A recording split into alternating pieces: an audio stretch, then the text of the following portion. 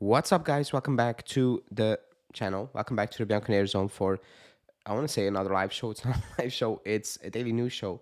For people asking, we are having issues with YouTube, which they're not allowing us to go live for some reason.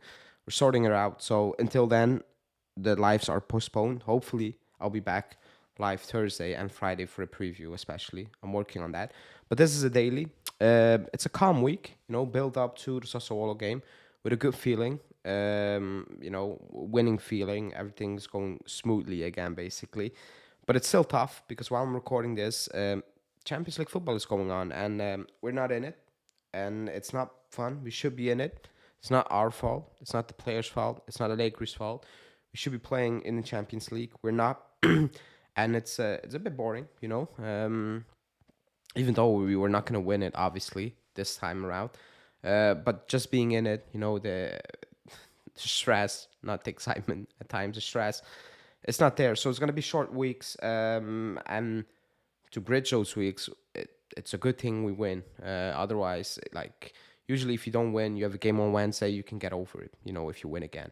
But now it's if you don't win or you lose, you have an entire week to think about it before the next game. So that's tough. But we will talk about what's news, and that's Thuram, and that's Pogba. So before we get into it, like, subscribe, and hit that bell notification. Let's go.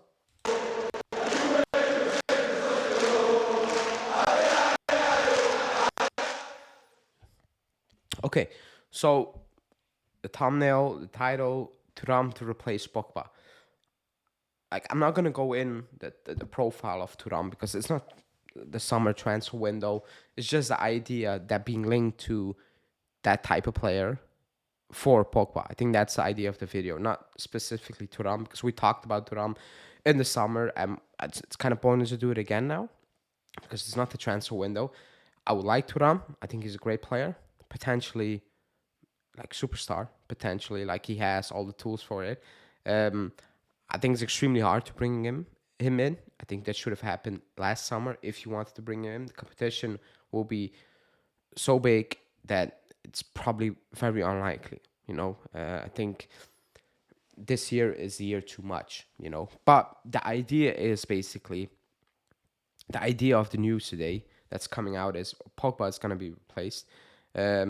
Before I recorded this, I saw a report that Palomino, who also tested positive a couple of months ago, got acquitted. So he got like the suspension he had in suspension. The allegations, they're all brushed aside by a court.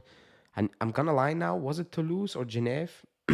Anyway, he's cleared, and that's kind of breaking news. But it took a year almost, like, or close to a year, like 7-8 months, and that's a long time. That's an extremely long time. So the Pogba one is strange. It's clear that I think when Juntuli spoke on Sunday, I watched it live, or like I listened to it live. I had it on in the background.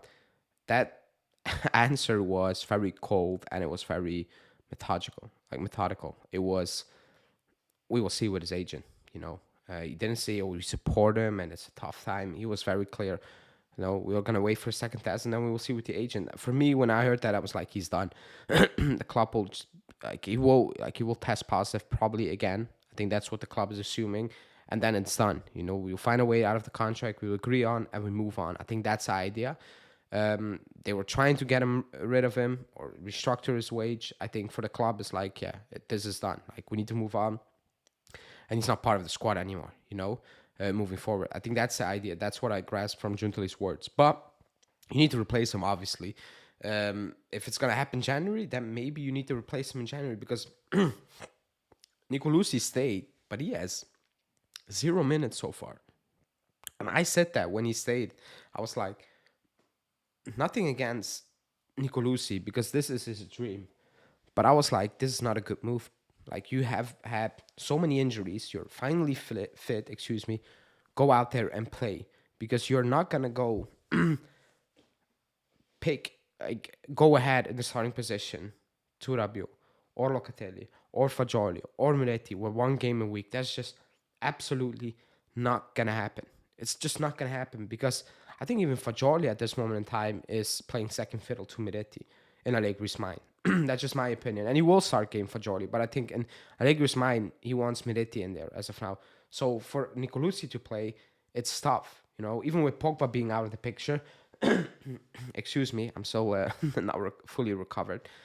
It's tough. So I'm assuming if we move on Pogba, I think in January we will hear some rumblings like, can we sign a player? Can we do this? And potentially Nicolucci leave.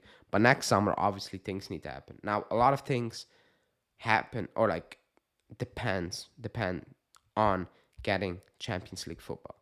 Now I don't want to be arrogant or whatsoever, but top four should be a lock for us this season. Like there should not be a debate. We should not be sitting here with 3 games to the end of the season and be like, we still need to win 2 games to get into the top four, or like 5 games before the end of the season, or like 3 and we're completely out of it. Impossible. Like that's the biggest failure because the squad is good enough to finish in that top four without any issue. We play once a week, so we need to lock in that top four, obviously for the money. But the next summer is a big one. Like it's a big one. It's extremely big because this season you said no to Fratesi because you kept Rabiot for a 1-year deal.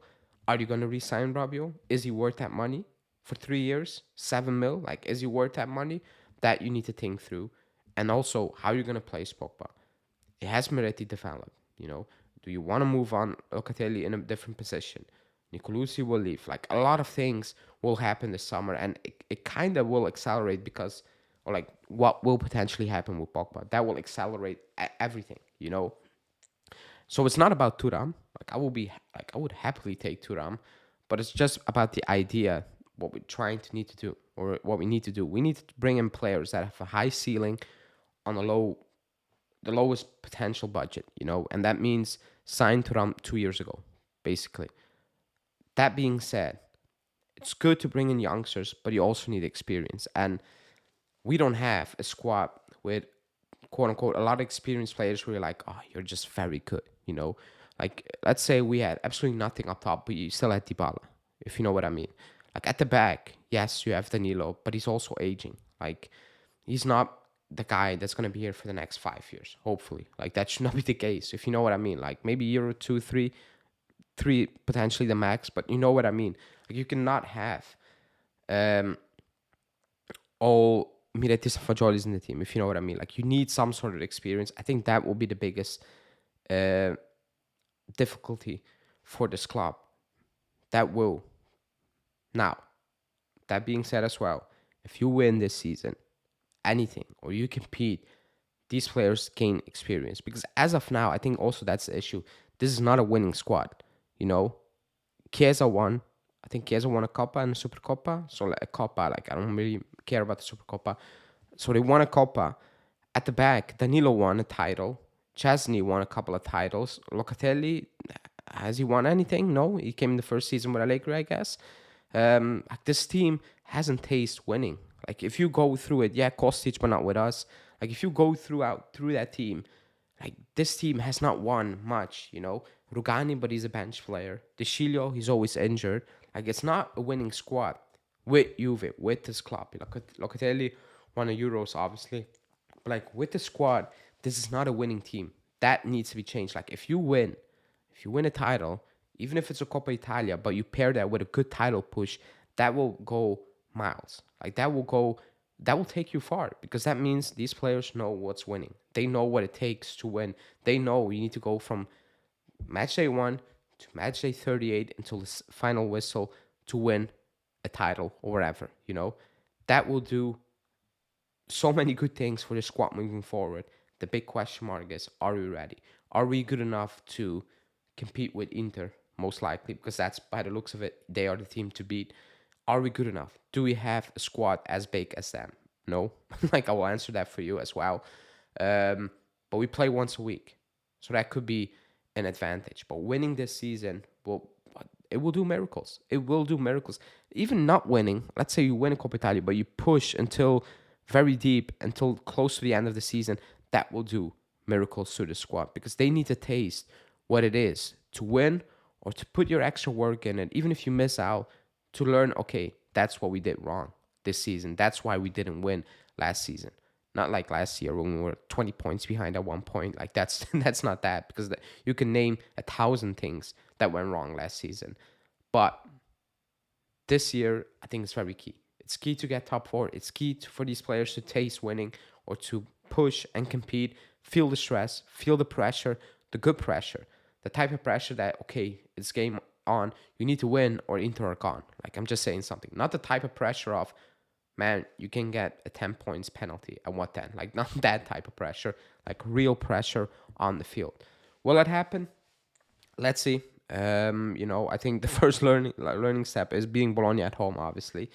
But we move. We move. We move to Saturday, excuse me. And let's see what will happen on Saturday. This is it for me. Tomorrow, we're going to do a new thing. We're going to record 2 short podcasts. It's me and Julian. One will drop tomorrow, the other one on Thursday. So stay tuned for that. So it's basically 2 type of podcasts this week because we have 2 big topics we want to tackle. So check those one out Wednesday and tomorrow and Thursday, excuse me. And Friday, Julian's preview, and I will be live for the preview as well. And then Saturday, matchday stuff. Yeah. Thanks for watching, and enjoy a stressless European football night, I guess.